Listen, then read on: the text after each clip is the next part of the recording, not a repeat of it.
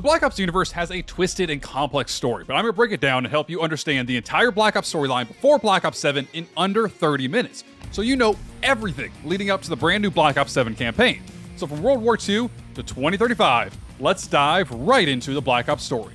The Black Ops storyline begins during World War II as depicted in Call of Duty World at War, with Soviet soldiers Dimitri Reznov and Viktor Reznov.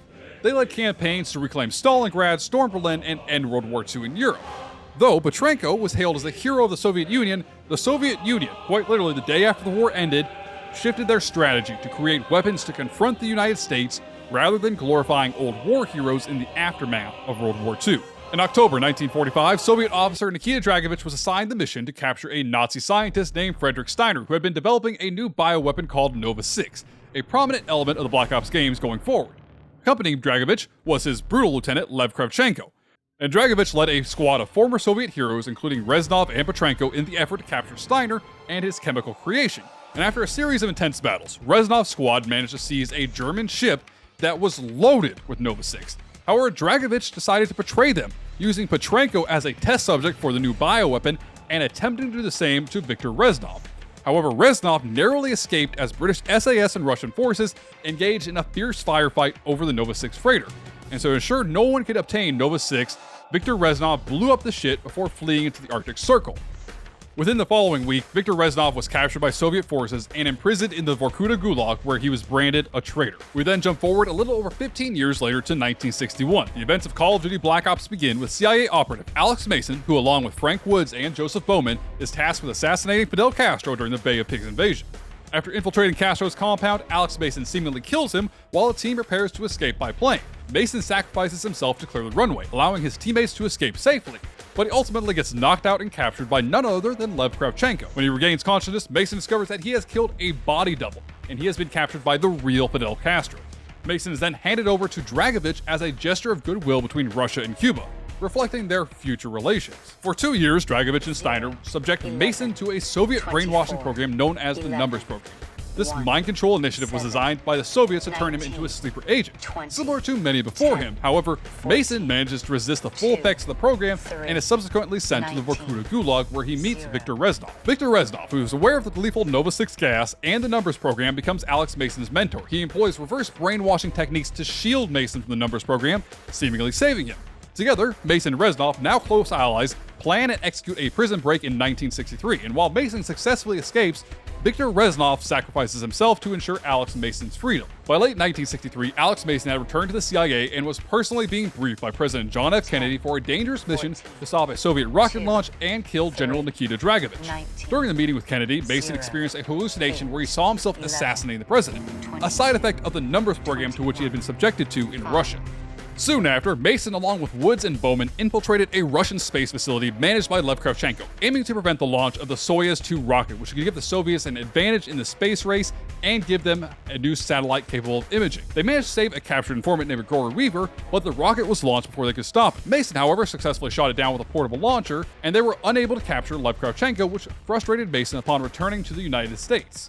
A few days later in Dallas, Alex Mason was photographed near JFK on the day of the president's assassination and heard a command from the Numbers Program that provided details about how John F. Kennedy was specifically killed, implying Mason himself was responsible for the assassination. In 1968, Alex Mason and his team are deployed to Vietnam during the Tet Offensive to reconnect with Frank Woods and their new CIA handler, Jason Hudson. Their mission is to uncover evidence of a Soviet plot in Vietnam involving Nova 6, a man named Perseus, and a Numbers Program, which is still being pursued by Dragovich, Kravchenko, and Steiner. Amid intense battles in Vietnam, including the defense of Khe Sanh, the team searches for a Russian informant who turns out to be Viktor Reznov. Mason, along with his new MACV-SOG team, works to thwart this new Soviet plot. Though throughout these missions, Reznov mysteriously appears and disappears whenever he feels the need to help or not. At the same time in Vietnam, CIA operatives Russell Adler and Lawrence Sims are on the lookout for an elusive Soviet agent named Perseus in Vietnam. Adler and Sims, on an operation into the jungles of Vietnam, uncover evidence of Soviet involvement in the conflict, providing vital information about the Soviets in Vietnam to Woods and Mason and the Air Force. In the following days, the United States shoots down a Soviet plane carrying Nova 6, leading to a confrontation with Dragovich, Kravchenko, and the MACV-SOG team led by Alex Mason. His comrades fall into enemy hands, and in one of the series' most iconic scenes, they are forced to play a deadly game of Russian roulette. Joseph Bowman refuses to participate and is brutally killed by a Soviet officer. While Woods and Mason manage to break free, they end up seeking revenge for Bowman's death and killing the Soviet officer who killed Bowman. They end up stealing a Soviet helicopter and use it to destroy bases throughout Vietnam before landing at a Russian base. At the exact same time as the events in Vietnam, Hudson and the now fully recovered Gregory Weaver hunt down a rogue chemist named Daniel Clark in Hong Kong, who informs the two that he helped stabilize Nova 6 for use, and before he could tell them about the numbers program, he is shot in the head. The story builds to Mason's confrontation with Kravchenko. Alex Mason finds a POW camp where Kravchenko is located, frees the prisoners, and in doing so also frees Viktor Reznov. And during a fierce battle, Woods seemingly sacrifices himself by tackling Kravchenko out of a window as he pulls a pin on a handful of grenades.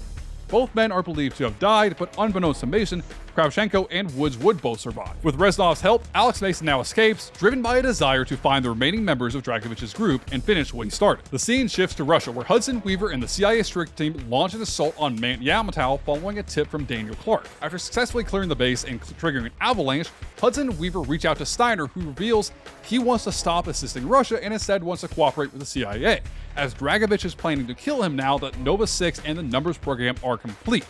Steiner requests to be extracted from Rebirth Island.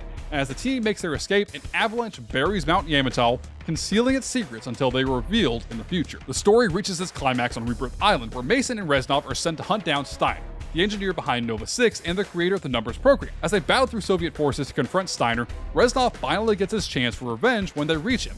Meanwhile, on the other side of the island, Hudson and Weaver lead an assault alongside Russell Adler and Lawrence Sims to gather intelligence and rescue Frederick Steiner so that he can reveal his plans. Ultimately, Hudson and Weaver's mission fails as they witness Alex Mason killing Steiner, all the while Mason declaring that he was Viktor Reznov and he would have his revenge. On a separate part of the island, Russell Adler seeks information by torturing a high-ranking Soviet officer, and in a brutal act of revenge for Weaver losing an eye to Kravchenko years earlier, Adler would cut out the officer's eye. In the final stages of Black Ops, Mason is interrogated on February 25, 1968 about his past and the reasons behind killing Steiner.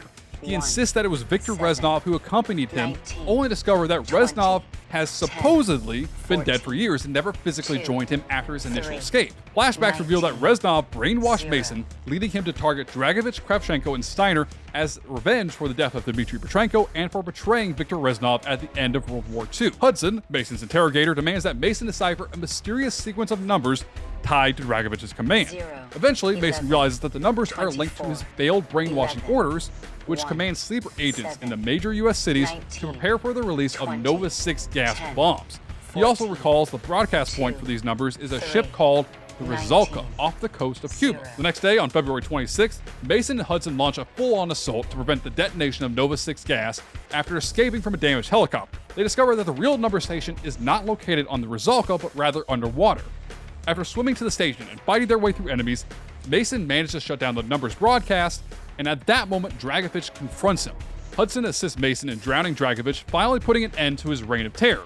They then escape the collapsing underwater station and are rescued by US Navy SEALs, with Mason hearing Reznov's voice congratulating him on eliminating the 3 traitors.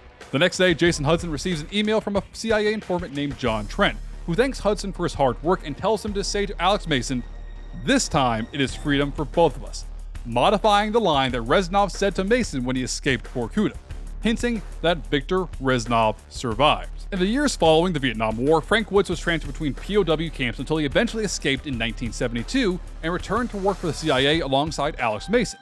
And in 1979, Alex Mason got married and had a son named David. In January 1981, President Ronald Reagan formed a CIA team led by Russell Adler. The team included Jason Hudson, Frank Woods, Alex Mason, and others, and their mission was to resolve the Iranian hostage crisis. Their first task was to track down the 2 Iranian leaders, Qasem Javadi and Arash Qatar. After investigating Qasem in Amsterdam, they discovered that Arash was located in Turkey at an airfield. The team intercepted Arash at an airport, where they witnessed him execute a couple of men in a vehicle for seemingly no reason. Mason had the opportunity to take a sniper shot, but ended up missing entirely, which resulted in a firefight. Arash attempted to flee in this plane down the runway. However, the CIA team blew up the plane, and Arash revealed information about a Soviet spy named Perseus before Adler executing him. but confirming that Perseus was still alive and had not died during the Vietnam War. After this encounter, Russell Adler visits the Advanced Technology and Applications Division of the CIA, where brainwashing was a specialty. And a month later, in February 1981, the team welcomed Bell, a new member who had served in Vietnam. Adler and Bell's team set their sights on Anton Volkov, a Russian arms dealer linked to Perseus. After tracking down one of Volkov's subordinates, Franz Krauss, Bell infiltrates Krauss's apartment, where Bell plants a bug, and after doing so, he is knocked out and captured, but later rescued by his CIA team, and after the rescue, they eventually corner and capture Anton Volkov in a warehouse. Following Anton Volkov's capture, intel leads the team to a Soviet complex in Ukraine, where Woods and Bell discover a mock American town used to train Soviet soldiers. Inside, they discover Operation Greenlight on a Russian computer. Greenlight is a US program involving nuclear bombs placed throughout many European cities to counteract a Russian invasion of Europe, one of which has been stolen by the rogue agent Perseus. And as tensions rise, Adler confronts Hudson about the secret program, and it being the real reason why the team was assembled. In March of 1981, Mason and Woods head to Mount Yamantau to recover a Soviet mainframe linked to Perseus in the Numbers program. With the help of KGB insider Dmitri Belikov, Mason and Woods retrieve the mainframe, but the data on it contains information on sleeper agents from Dragovich's Numbers program, but it is too corrupted to be fully useful, so the CIA plans an infiltration of the Lubyanka building in Moscow to recover the uncorrupted list. Bell and Adler enter the Lubyanka building, and then they start a full-on firefight on their way out to escape the Lubyanka, with a list of sleeper agents from the Numbers program ultimately escaping in a vehicle thanks to their CIA agent Lazar. The CIA strike team then heads to Cuba, where they track down a sleeper agent by the name of Hastings. Perseus is planning on using the nuclear bomb from Operation Greenlight. However, in the dying moments of Hastings, he reveals that he reverse-engineered the nukes so that Perseus could set off all the Greenlight nukes simultaneously, and his stolen nuke was never the goal. A firefight ensues and the team suffers casualties. Bell is forced to leave Lazar behind as he escapes via skyhook and sets off to save Helen Park and take her with him. After the failed mission in Cuba, an injured Bell is taken back to the CIA safe house, where Adler subjects him to intense interrogation and mind control, forcing Bell to recall his Vietnam experiences. It's revealed that these are false memories implanted after he was injured when a Ross shot him earlier in the campaign at the airfield in Turkey. Bell was in fact previously a Perseus operative brainwashed by Adler at the Advanced Technology and Applications Division of the CIA to assist the CIA and stop Perseus. He was controlled by Adler using the trigger phrase, "We've got a job to do." Despite this, Bell reveals Perseus' plans to detonate Greenlight nukes from Solovetsky Island, and with Reagan's approval, the CIA assembles a naval task force to stop Perseus. The team infiltrates Solovetsky, destroys anti-aircraft defenses, and prevents the activation of nukes by bombing the island. Bell is knocked out by the bombing, but the operation succeeds, and in the end, Adler takes Bell to a cliffside where he cryptically thanks Bell for his sacrifice before drawing his pistol. The screen fades to black as Bell meets his supposed fate at Adler's hands. After the events of 1981, the CIA tries to stop the Menendez drug cartel by killing their leader, Jose Menendez, but not killing his son, allowing 19-year-old Raul Menendez to escape, building hatred towards the United States. Following the operation to stop Perseus, Alex Mason decides to retire from service, choosing to live in Alaska with his son and wife and live the idyllic retired life. However, in 1984, Viktor Kuzmin, the Soviet officer who was tortured by Adler during the CIA's 1968 assault on Rebirth Island, becomes the leader of Perseus, leveraging his experience with Nova 6. Stitch captures and brainwashes Adler, turning him into a pawn for Perseus. And while Adler is held captive, Spetsnaz agents steal the Numbers protocol data from Yamantau and then destroy the mountain with a small nuclear bomb upon leaving, effectively concluding the story of the intel. Stitch then begins to broadcast a brainwashing signal worldwide to activate Dragovich's sleeper agents. In an effort to resist the brainwashing, however, Adler detonates World War II bombs hidden across the city of Verdansk to disrupt the city's broadcast before being recaptured by the CIA. During this turmoil, Alex Mason's wife dies, leaving him devastated, although he returns to the CIA to assist Adler break his mind control, and he does so at the expense of leaving his son, David, to cope alone with his mother's death. With the help of Woods, Hudson, and Mason, Adler manages to regain control of his mind, and in the final confrontation with Stitch, it is revealed that the original Perseus is dead before Adler shoots him. However, his sleeper cells and legacy continue to pose a threat into the future. After the events of Stitch's broadcast and Adler's return, Alex Mason retires once again to raise his son, David. Adler undergoes an evaluation for brainwashing while Frank Woods returns to the field, and in 1986, Woods and his team are captured while pursuing Raul Menendez, a gun runner and the son of Jose. This situation prompts Jason Hudson to contact Alex Mason, which frustrates David Mason. David, still affected by his father's previous absence after his mother's death, is sent to stay with Hudson's family while Alex accepts a mission to rescue Woods. Alex Mason travels to Africa to assist Unital forces in exchange for information about Frank Woods, and after helping repel an enemy attack, Mason learns that Woods is on a nearby barge on the river. He and Hudson rush to rescue him but are shot down and forced to fight their way through the enemies aboard the barge. They find Woods malnourished but alive, surrounded by the decomposing bodies of his teammates. As they make their escape, Alex Mason shoots down an attacking helicopter, which causes the barge to run aground near an enemy camp. There, they encounter armed smuggler Raul Menendez, and during a standoff, Mason injures Menendez by shooting out one of his eyes. Afterward, Mason returns Hudson and Woods, and they fight their way to the shoreline before being rescued by Utah forces. After saving Frank Woods, Mason re-enlisted with the CIA in September of 1986. He is sent to Afghanistan alongside Frank Woods to aid the Mujahideen in their fight against the Soviet invasion. Upon arrival, the Mujahideen leader expresses doubt about their capabilities. However, when Soviet forces attack, Mason and Woods defend the camp on horseback, successfully destroying many tanks and helicopters. As a massive Soviet assault follows, during which Mason defeats Kravchenko by blowing up his tank and capturing him, they are forced into an interrogation with Kravchenko, who reveals there is a mole in the CIA. And at that exact moment, Woods kills Kravchenko. Unfortunately, the Mujahideen betray the CIA immediately after, leaving Mason, Hudson, and Woods stranded in the desert alongside a Chinese soldier who is trying to do the same thing they were, named Tian Zhao. After being left in the desert, Mason begins to hallucinate and sees Viktor Reznov, who aids in saving him and his team. And a few months later, General Noriega, the Panamanian military, and the CIA are teamed up to capture Raul Menendez while he is with his sister, Josefina. Panamanian soldiers attack, but in a fit of rage, Menendez kills an officer and is ultimately subdued. Later, Noriega releases him, but Menendez turns on Noriega. Hearing his sister's cries and fueled by anger, Menendez fights to save her, but a grenade accidentally kills Josefina. We then flash back to 15 minutes earlier, where Woods, Mason, and Hudson are attempting to capture Menendez while battling their way through the compound. During their mission, Mason and Woods discover a document revealing there is a mole in the CIA, confirming Kravchenko's earlier statement. Woods seeks revenge for his fallen teammates in Africa, and inside Menendez's mansion, he loses control, throwing a grenade that bounces off a wall into Josefina's room, resulting in her death. The mission concludes with Menendez appearing to be dead and Hudson telling the team, "Today never happened." We jump forward to December 19th, 1989. Frank Woods and Alex Mason receive a briefing about capturing Manuel Noriega during the US invasion of Panama, and they successfully apprehend him. However, Hudson reveals that Noriega will be traded for another prisoner, Raul Menendez, and during the exchange, Woods is ordered to shoot a hooded figure, believing it to be Menendez. He fires only to realize that he has instead shot Mason. Enraged, Woods attempts to kill Noriega, but Menendez ambushes him, shooting off his kneecaps. Woods is knocked out, then awakens to find Alex Mason dead, Hudson tied up, and David Mason tied in the corner under Menendez's control.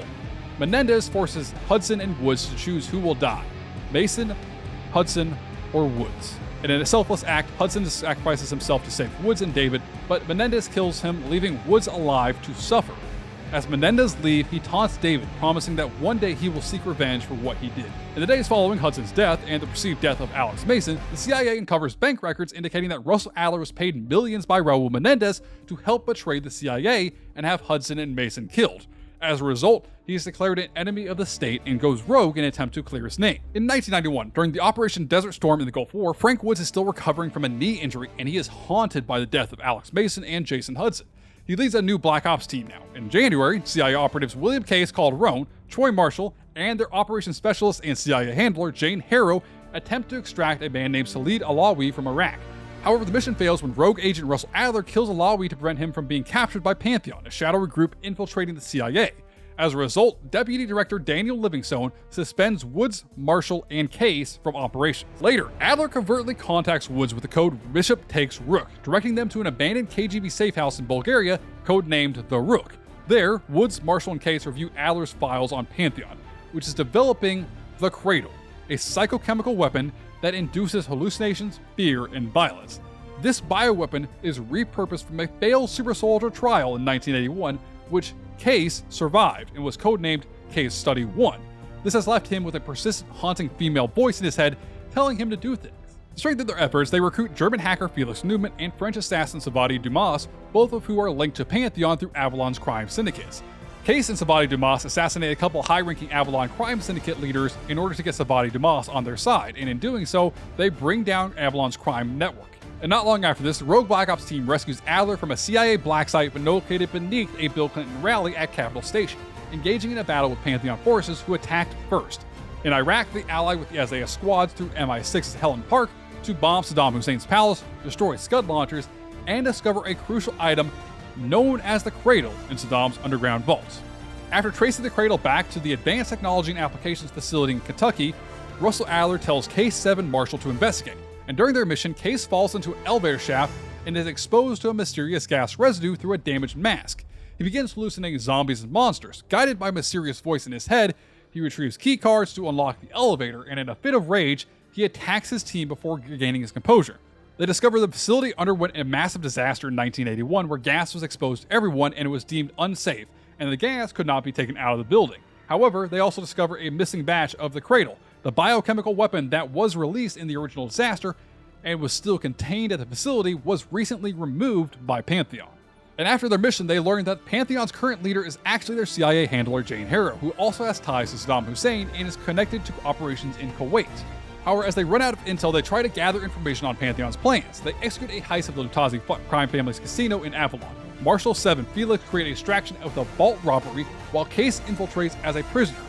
Together, they steal Pantheon files despite heavy security and unexpected resistance. And Case and Adler meet up with Sims and Kuwait, who team up to apprehend Pantheon scientist and defector Matt V. Gusev. Adler orders Gusev's execution via a plane engine, but Sims intervenes, bringing him back to the US. Gusev reveals to the Black Ops team that the Cradle is being weaponized at the former Vorkuta prison complex. Sev infiltrates the former prison, sabotaging its defenses, which had already suffered destruction at the hands of Alex Mason and Viktor Reznov 30 years earlier. The rest of the team arrives for a full assault to secure the Cradle weapon and capture the traitor Harrow, but they fail to obtain the weapon. Back at the Rook, Woods interrogates Harrow as Pantheon attacks the safe house, and during the interrogation, Harrow reveals a planned false flag operation aimed at the capital, which would expose the entire city to the Cradle and potentially kill tens of thousands. The team manages to hold off wave after wave of attacks, but Pantheon breaches the safe house, rescues Harrow by helicopter, and Case decides to pursue them alone, and jumps on the helicopter, causing it to crash into the Black Sea. In the ensuing struggle with Harrow, the Cradle container breaks open, exposing them both to the compound known as the Cradle. As Case begins to gain the upper hand, he strangles Harrow as the helicopter sinks into the murky waters of the Black Sea. Both Case and Harrow are presumed dead. Meanwhile, the rogue Black Ops team managed to thwart Pantheon's false flag Cradle attack on the US Capitol after contacting CIA Director Daniel Livingstone. 2 weeks later, on March 2, 1991, Livingstone meets with the survivors off the record, praising them for stopping Pantheon and tasking the newly official rogue Black Ops with undocumented support to hunt down the remaining members of Pantheon. Over the following year, under Wood's leadership with Marshall as field commander, the team battles the CIA's rival Crimson One faction across global locations in a year-long purge of Pantheon moles. On January 12, 1992, after uncovering the last remnants of the organization, they received presidential pardons. Yet Savati Dumas, satisfied with Pantheon's shutdown, returns to her city of Avalon to take control of the crime families and transform them into a legitimate business. Woods, now happy his status is restored, retires to raise David Mason full-time. Savati Dumas takes control over the guild in 1992 and restructures the organization into a legitimate global shipping empire, expanding its reach and prosperity through shipping and logistics. By 2002, the guild additionally pivots to make consumer electronics and advanced technology, appointing Victor Thame as Chief Technology Officer in 2019. In 2025, U.S. Special Operations Forces, led by Navy SEALs Commander David Section Mason and his partner Mike Harper, arrive at the Vault, a high-security facility housing the aging Frank Woods, believing Woods has crucial intelligence on Raul Menendez. They interrogate him and discover that Menendez recently visited and left behind a mysterious locket. Woods recounts how Menendez came to be, the death of his father, the death of his sister, and how he tricked Woods into shooting Alex Mason in 1989, and more specifically, how he wanted the revenge on the US for what happened his entire life. By the early 2010s, Menendez had accumulated a fortune through the Tacitus Corporation, which served as a front for arms dealing and cyber operations. He used social media to create a Masonic image, portraying himself as a champion of the press, a speaker for the 99%. In 2014, he founded the Cordis Dia movement, a populist movement meaning heart of the people, which rapidly gained popularity through viral videos and online rallies criticizing Western imperialism and economic inequality. And by 2025, Cordis Dia had over 2 billion followers worldwide, transforming Menendez into a global icon capable of inciting mass unrest with a single post. On April 19th, Section's team raised a Myanmar facility recovering information about the Solarium device and learning of Menendez's plans to cripple global systems. After a US drone is shot down over Pakistan, intelligence leads David Section Mason and Mike Harper to Pakistan where they spy on Menendez meeting with Pakistani troops, and then run into Chairman Tian Zhao, who is also spying on Menendez. Once an ally from the 1980s who helped David Mason's father, Alex Mason, and Chairman Zhao is neither supporting or against Menendez, kind of more just trying to figure out what Menendez's plan is. On June 12th, the team infiltrates a floating resort in the Cayman Islands, trying to find something called Karma, or the original version of the Solarium worm. They end up rescuing Chloe Karma Lynch from Menendez mercenaries and identify her as the creator of the Solarium processing chip and the Solarium worm. Menendez, undeterred, travels to Yemen on June 19th, where undercover asset Fareed infiltrates his inner circle. And during a US raid, Menendez tests Fareed's loyalty by ordering him to execute Mike Harper. Fareed refuses, shooting at Menendez instead, and ending up sacrificing himself to save Harper. Mere minutes later, Raul Menendez is captured and taken back to the USS Obama. And later that day, while interrogating Menendez, a bunch of Cortes Dia troops attack the USS Obama, and in the chaos, Raul Menendez breaks out of his interrogation room and assaults the bridge, taking control of the bridge and breaking his eye open to reveal the Solarium worm chip was actually in his eye, and he uploads a virus into the entire US defense system, enabling all of their drones to instead fight for the Cortes Dia movement. And he begins an assault specifically on LA, where a meeting of the G20 leaders is currently being held. Raul Menendez then escapes via a jet and gets off the USS Obama. But unbeknownst to him, the last couple months, JSOC teams have been infiltrating facilities around the world and working to build up a partnership between China and the United States and take down Chairman Xian Zhao, actually resulting in his assassination just before the events of Yemen. This allows Chinese forces to send their drones over top of the US Obama and help fight off the attacking fleet, which has been turned against itself. The Chinese and the United States now have an uneasy tension to fight against Raul Menendez following his attacks across the entire world. However, while defending the USS Obama, Mike Harper and David Mason realized that their squad mate and Navy SEAL, Salazar, was actually a mole working for Raul Menendez and was the one who helped him escape the facility and get off the USS Obama. In a fit of rage, Mike Harper kills him for resulting in all the American deaths that took place today. Following the defense of the USS Obama, David Mason and Mike Harper head to LA, where a G20 summit is being held, and all the major world leaders are currently in the city, which is being attacked by US drones under control of Raul Menendez. After getting into LA and making sure that all the G20 leaders were safe, Mike Harper and David Mason head to Haiti, where it turns out all the broadcast codes for the drone fleet are being broadcast from. David Mason leads a full-on assault on Haiti and actually takes back the facility and finds that Raul Menendez was actually trying to disguise himself as a US soldier and escape. However, in a desperate confrontation, David Mason stabs Raul Menendez in the leg, in the shoulder, and then puts a gun to his head, killing him, revealing his body to the world, after which the Cortes Dia movement kind of splits, because it seemed very cowardice that Raul Menendez was disguised as an American soldier trying to escape when he was killed. The following day, after his death, he releases a video online telling his Cortes Dia troops to revolt and fight. However, as all of this is happening, Frank Woods is sitting back in the vault, reflecting on his entire life up to this point, knowing that Raul Menendez is finally dead, when he is visited by an old acquaintance and a very, very old Alex Mason, who reveals himself to Woods, saying that Woods was a bad shot and that he survived the assassination attempt in 1989. Minutes later, however, David Section Mason visits Woods to discover his father is still alive as they reconnect in a heartfelt moment. Woods semi-ruins it by asking the nurse for more smokes. What the fuck? Oh, you got a couple of fucking broads. Work this shit out on your own. Need some smokes. Following the death of Raul Menendez in 2025, we move into a tumultuous decade. The fragmented cells of Cortes Dia ignite sporadic global uprisings that evolve into widespread violent conflicts and destabilize nations and economies worldwide. NATO completely dissolves by 2030.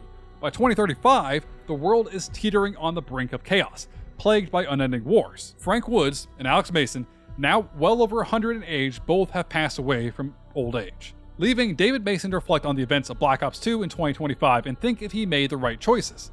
David Section Mason, the son of Alex Mason, has risen to lead an elite Joint Special Operations Command team under the watchful guidance of Frank Woods' protege, Troy Marshall. And the team is sent to investigate a mysterious broadcast from Raul Menendez that aired on July 16th, 2035. And in this broadcast, Raul Menendez threatens to engulf the world in fear once again, originating from a Japanese facility owned by the Guild, the company established by Savati Dumas after she left the Rogue Black Ops team in 1992. And as Mason and his JSOC team delve deeper into the investigation, they find themselves in a confrontation with Emma Kagan, the new CEO of the Guild, who is determined to discover why Menendez was returned and to stop him in her own way. But this is everything you need to know before Black Ops 7. Like the video below and subscribe for more, and until next time, I am IceBurgz. Stay frosty.